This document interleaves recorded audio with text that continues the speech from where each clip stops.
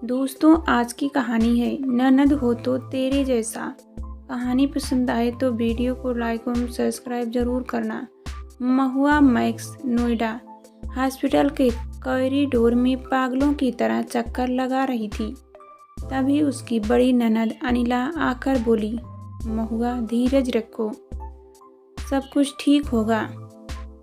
हम अमित को समय से अस्पताल ले आए हैं। महुआ सुन रही थी पर कुछ समझ नहीं पा रही थी। महुआ और उसका छोटा सा परिवार पिछले 25 दिनों से एक ऐसे चक्रव्यूह में फंस गया था कि चाहकर भी वे उसे तोड़कर बाहर नहीं निकल पा रहे थे। पहले कोरोना ने क्या उस पर कम कहर बरपाया था जो अमित को ब्लैक फंगस में भी दबोच लिया। महुआ बैठे बैठे उबासियां ले रही थी। पिछले 25 दिनों से शायद ही कोई ऐसी रात हो जब वह ठीक से सोई हो। तभी मोबाइल की घंटी बजी। युग का फोन था। महुआ को मालूम था युग जब तक बात नहीं करेगा फोन करता ही रहेगा। महुआ ने के फोन उठाते ही युग बोला, मम्मी पापा कैसे हैं? गरिमा मामी कह रही है वे जल्दी ही वापस आएंगे, फिर हम लोग सेलिब्रेट करेंगे। महुआ आंसुओं को पीते हुए बोली, हाँ बेटा जरूर करेंगे। युग क्या क्या बोल रहा था महुआ को समझ नहीं आ रहा था। बस युग की आवाज़ से महुआ को इतना समझ आ गया था कि गरिमा उसके बेटे का बहुत अच्छे से ध्यान रख रही है। गरिमा उसके छोटे भाई अनिकेत की पत्नी है। महुआ मन ही मन सोच रही थी कि ये वही गरिमा है जिसे परेशान करने में महुआ ने कोई कसर नहीं छोड़ी थी। और आज मुसीबत के समय ये गरिमा ही है जो उसके बेटे युग को अपने पास रखने के लिए तैयार हो गई। उसकी खुद की छोटी बहन सौमी ने तो साफ मना कर दिया था, दीदी मेरे खुद के 2 छोटे बच्चे हैं और फिर आप लोग अभी अभी कोरोना से बाहर निकले हो, आप युग को घर पर ही छोड़ दीजिए, मैं उसकी ढंग से मैनेजिंग कर लूँगी। महुआ को समझ नहीं आ रहा था कि वे 5 वर्ष के युग को कहाँ और किसके सहारे छोड़े। तभी गरिमा के फोन ने डूबते को तिनके का सहारा दिया। इस कोविड ने अपने को चेहरे बेनकाम कर दिए थे। जिस ननद ने उससे हमेशा दूरी बना रखी थी, मुसीबत में वही अपनी परवाह करे बिना भागती हुई नागपुर से मेरठ आ गई थी।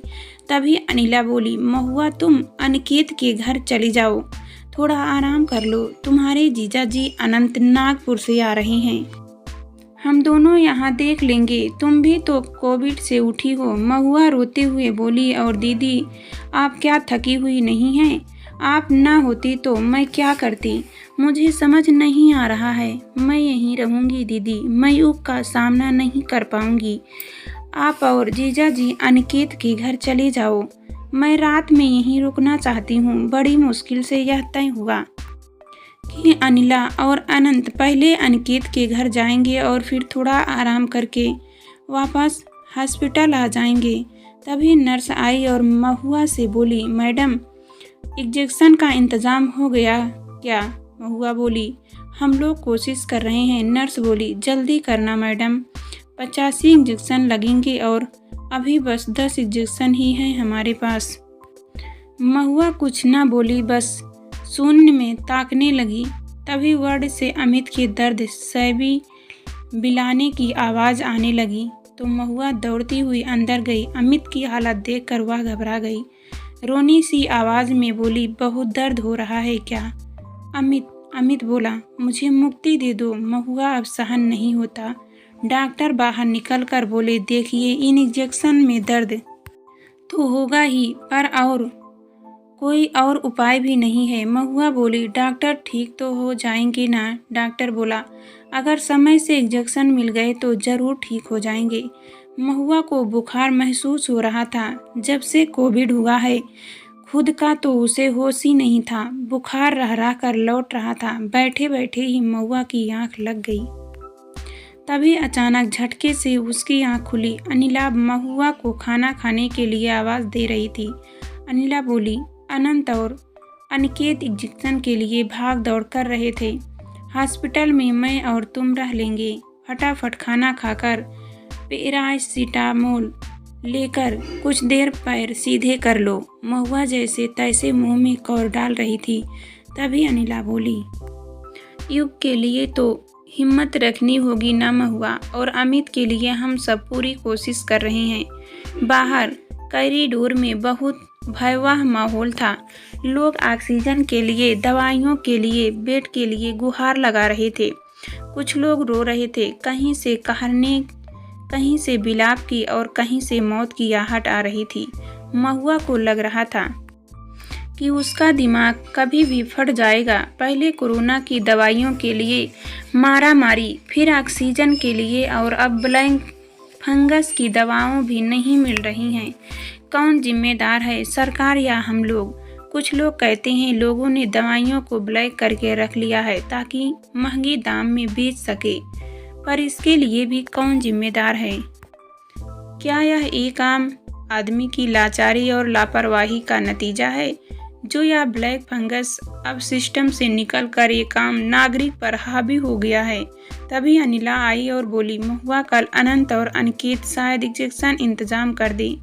उनकी बात हो गई है, कल मजिस्ट्रेट के ऑफिस जाकर कुछ कागज जमा करने होंगे और शायद फिर वाजिब दाम में ही हमें इंजेक्शन मिल जाएंगे। महुआ ने राहत की सांस ली। ब्लैक में 4 इंजेक्शन की कीमत 2 लाख थी। अभी तो महुआ ने 10 इंजेक्शन के लिए 5 लाख दे दिए हैं, पर बाकी 75 इंजेक्शन का इंतजाम कैसे होगा उसे नहीं पता था। वह मन ही मन अपने जेवरों की कीमत लगा रही थी, जो करीब 10 लाख होगी, और उसके पास घर के अलावा कुछ नहीं था। अब शायद 10 लाख में ही सब हो जाए। महुआ जब सुबह नहाने के लिए भाई भाभी के घर पहुंची तो युग को देखकर उसका मन धक से रह गया। उसका बेटा बुजुर्ग सा सो गया था। 4 सीधा पानी डालकर अनिला के लिए चाय नाश्ता पैक करवाकर जब महुआ जाने लगी तो अनिकेत बोला, दीदी हम तुम्हें हॉस्पिटल छोड़कर डॉक्टर से बात करके फिर मजिस्ट्रेट के दफ्तर जाएंगे। डॉक्टर से लिखवाना जरूरी है कि इंजेक्शन अमित जीजू के लिए बेहद ज़रूरी है। पूरे रास्ते दोनों ही महुआ की हिम्मत बंधवा रहे थे। हॉस्पिटल में डॉक्टर से बातचीत करके अमित को देखते हुए अनंत और अनिकेत अनिला के पास आए और बोले, बस अब कुछ भी हो जाए इंजेक्शन लेकर ही जाएंगे। महुआ मरी सी आवाज़ में बोली, मैं आप लोगों के पैसे एक बार अमित डिस्चार्ज हो जाए लौटा दूंगी। फिलहाल अकाउंट खाली हो गया है। और फिर फपक फपक कर रोने लगी। अनंत महुआ के सिर पर हाथ रखते हुए बोले, सूद समेत हम ले लेंगे, तुम बस अपना ध्यान रखो और टेंशन मत लो। हम लोग अभी हैं चिंता करने के लिए। पूरा दिन बीत गया परंतु अनंत अनिकेत का कोई फ़ोन नहीं आया। महुआ सोच रही थी कि फ़ोन इसलिए नहीं किया होगा क्योंकि वे इंजेक्शन लेकर आ ही रहे होंगे। रात के करीब 9 बज गए। थके कदमों से अनिकेत खाना लेकर आया और दिलासा देते हुए बोला, सब कागजी कार्रवाई हो गई है, परंतु भी इंजेक्शन सरकार के पास नहीं है, शायद परसों तक आ जाए। महुआ बोली, अनिकेत परसों तक के ही इंजेक्शन बचे हैं, तुम कुछ ब्लैंक में इंतजाम कर लो, मैं फ्लैट बेच दूंगी। अनिकेत को खुद समझ नहीं आ रहा था कि वह क्या करे। इधर उधर बहुत हाथ पैर मारने पर एक दिन के इंजेक्शन का और इंतजाम हो गया।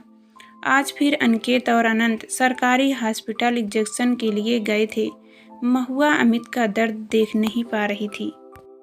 आज 1 महीना हो गया था। महुआ मानसिक और शारीरिक रूप से इतनी थक चुकी थी कि उसे लग रहा था कि यह खेल कब तक चलेगा। वह मन ही मन अमित की मौत की कामना करने लगी थी। यह जिंदगी और मौत के बीच में चूही बिल्ली का खेल अब उसकी सहन शक्ति से परे था।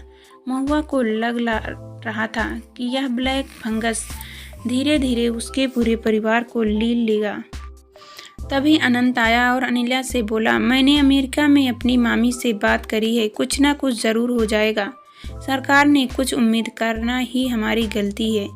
महुआ सब कुछ सुनकर भी अनसुना कर रही थी। अनंत फिर दबी आवाज़ में अनिला से बोला, अनिकेत को भी बुखार हो गया है, वे आइसोलेटेड हैं, पर मैं सब संभाल लूँगा।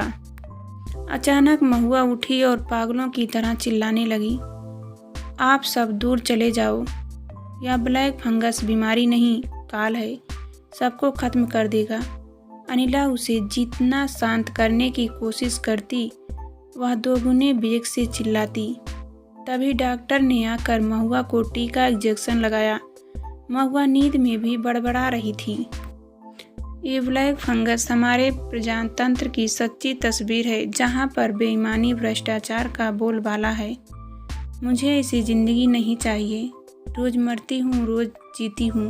अनिला महुआ की यह हालत देखकर सुबक रही थी और आनंद के चेहरे पर चिंता की गहरी लकीरें खिंची हुई थी। ऐसा प्रतीत हो रहा था यह ब्लैक फंगस मरीज के साथ साथ उसके पूरे परिवार से भी काले साये की तरह चिपक गया है।